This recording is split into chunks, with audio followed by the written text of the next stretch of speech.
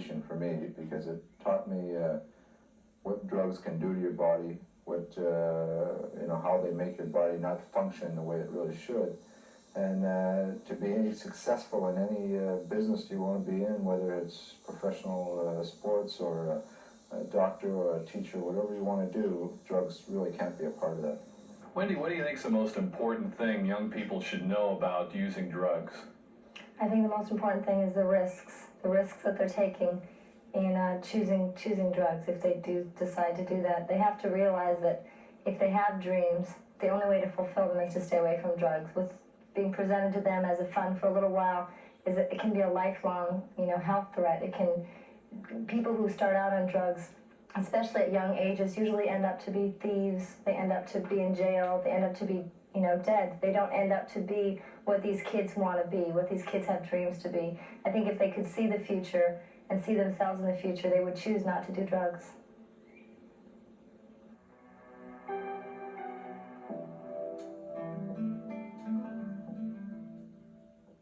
Brent Peterson played in the National Hockey League for 10 years and is now assistant coach for the Hartford Whalers. Brent was recognized as one of the National Hockey League's top defensive forwards during his playing career.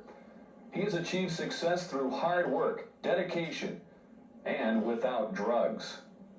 Brent, throughout your playing career and coaching career, you've had the opportunity to play in a lot of cities and meet a lot of people along the way.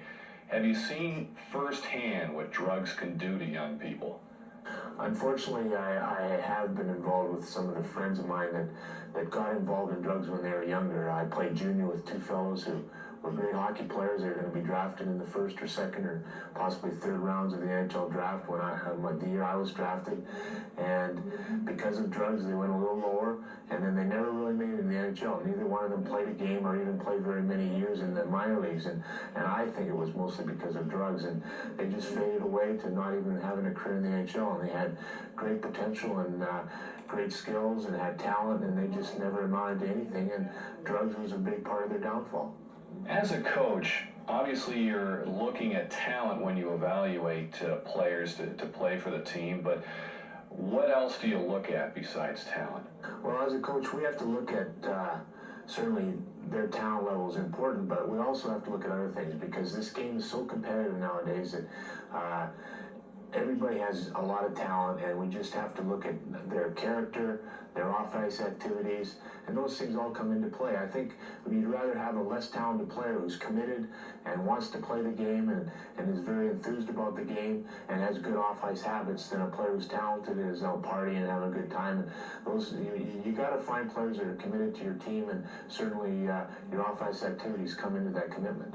If a young athlete has overcome a problem with drugs or alcohol, can he expect to have that follow him? Can he expect to have a reputation follow him throughout his career? Well, unfortunately, those kind of things always follow you around. It's sort of unfair, and it's the kind of situation where, even if he has cleaned himself up and done a good job getting back into the mainstream of life and done the things necessary to get back, if he had a bad game or a bad week or a bad season, everybody around him seems to think, oh, he's back on drugs or he's not doing the things he's supposed to do. So it always seems to come back to haunt you. So the best way to not have that label attached to you is just not get started and always have a good reputation, because for some reason that bad reputation follows you wherever you go.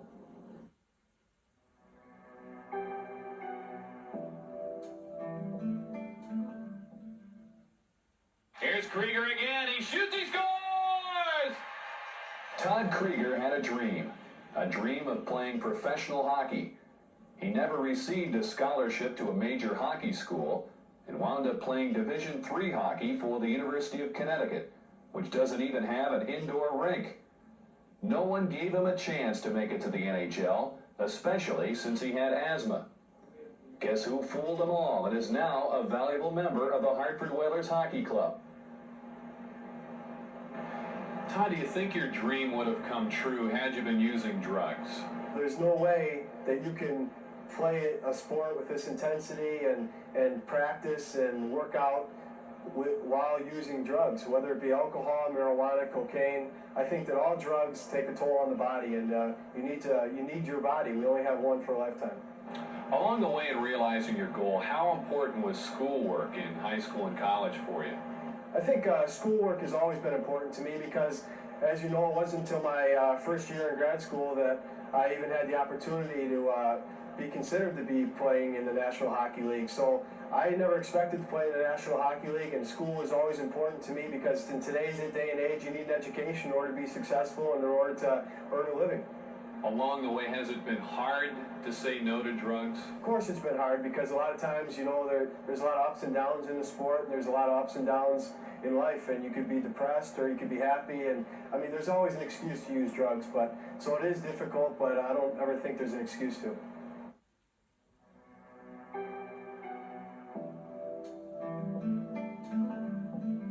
This is the Emergency Trauma Center at St. Francis Hospital. Every day the doctors here see the harm that drugs cause, the dreams they destroy, and the people they kill. Dr. Eric Shakur is the Director of Adolescent Medicine at St. Francis Hospital. Doctor, what kind of damage can drugs cause to a person's body and brain?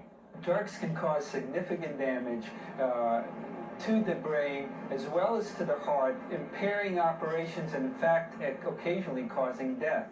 The most significant damage that it causes is to people's behavior, ending up with young people doing things that normally they would never think of doing. How old are the kids who are brought here for medical treatment for drug abuse? Most of the people we see are in their mid-teens.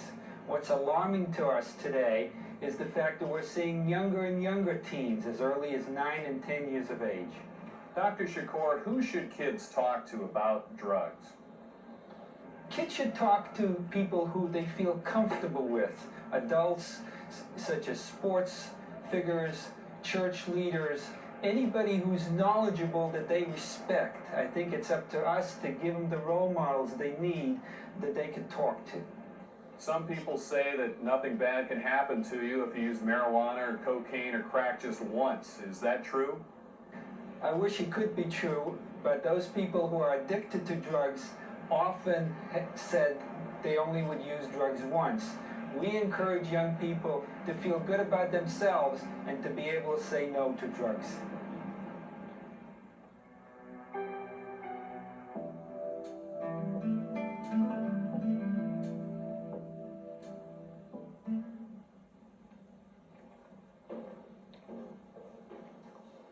One of the sad consequences about the usage of drugs and alcohol for young people is that for the first time they're introduced to the criminal justice system.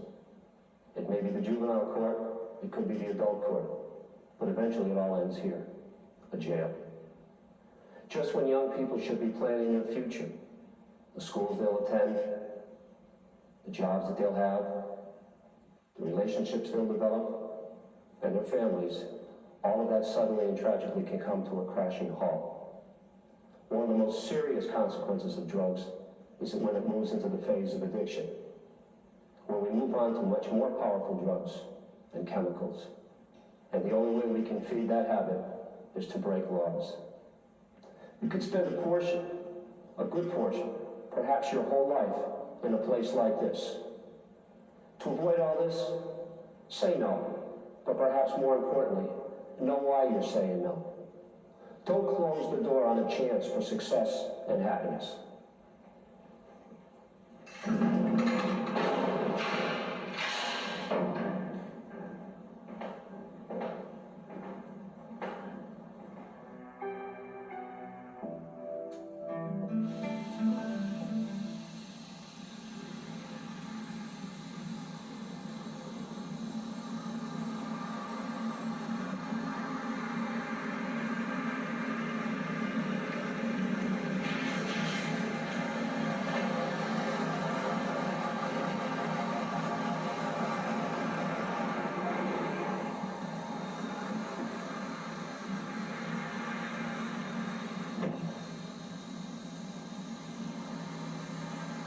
Selling or using drugs can lead to jail. You can also be arrested if you transport any dangerous or illegal narcotics in your automobile. If you cause a serious physical injury or a death, your right to drive in the state can be revoked for a few months, for a few years, or your right to drive in the state can be revoked forever. Officer Luby, what would happen if a smart young man or woman with good grades applied for a career in law enforcement or another type of good job, but had a serious drug-related offense or an alcohol-related offense in which someone was hurt on his or her record? Well, speaking for law enforcement, a Connecticut motor vehicle operator's license is part of the job. If you don't carry a license, you can't do this job. I'd have to say their chances of employment would be affected seriously. That goes for any job. I can't imagine myself any occupation today in which the driver's license won't play some role. You've got to get to work, you've got to possibly have the vehicle for the job, and you've got to get home. Drug and alcohol-related accidents not only cause death and destruction for the offender, but for innocent people as well. This is one of the true sad ironies of a DWI or drug-related accident in which a serious injury or a death results. Many times the victim is an innocent victim. They are in no way responsible for the accident, but yet they are the ones that suffer the majority of the injuries or, in fact, a death.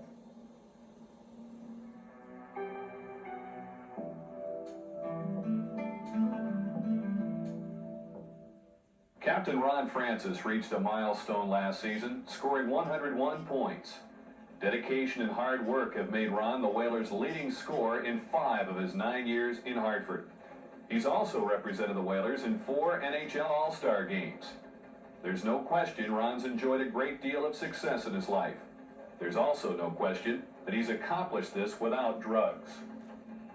Staying away from drugs and alcohol is a smart thing to do, but how important is it for an athlete? Well, I think it's very important, Rick, because as an athlete, you're always trying to do things to improve your performance. And, by taking drugs, you're only hurting yourself and you're being a detriment to your progress. Have you seen people's careers ruined by drugs? Well, I think we've all kind of read or heard about somebody who had their career ruined by drugs. But I think the best example is probably Lenny Bias, who was a bright young basketball player drafted in the first round by the Celtics and had a promising career in front of him. And all because of one night and one encounter with drugs, it all ended for him. Some people think that talent alone will allow you to make it in sports, whether it's high school, college, or the pros. Is that true, Ron? Well, it's true to an extent. You have to have the talent to be able to get into these leagues and perform. But as you get older and as everybody else gets bigger and stronger, that talent, isn't as much as an influence as it is your dedication and your hard work. You have to work at developing your skills and trying to be the best person that you can be. And by using drugs, again, that's not going to help you. Beyond just saying no, how should a young person take care of his or her health? Well, I think there's a lot of things. You have to get the proper rest so that you're able to perform and be ready to perform. You have to eat the proper food groups so that, as a child growing up, you're going to develop and be bigger and stronger and be able to perform with a lot more strength. And, you just have to work at it. It's something that's not going to happen overnight. It takes, like for instance, in our profession, in hockey players, we're working 12 months a year, whether it's on the ice in the summertime or off the ice in weights. And, it's a full-time job and 12 months a year. So it's not just something you can turn on and off and say, all right, I'm going to play professional sports. You have to work at it and be dedicated to it, and that includes staying away from drugs. Here's Hull. Throwing an on goal is kicked away by Hayward. 20 seconds to go. Verbeek centers and it's pushed away by Dufresne. Verbeek. And it's chopped away. Emerson centers and score! Ron Francis ties it with 11 seconds to go. This is what dreams are made of. And this is what destroys dreams. And kills young people and adults. Be smart, say no to drugs, and save your life.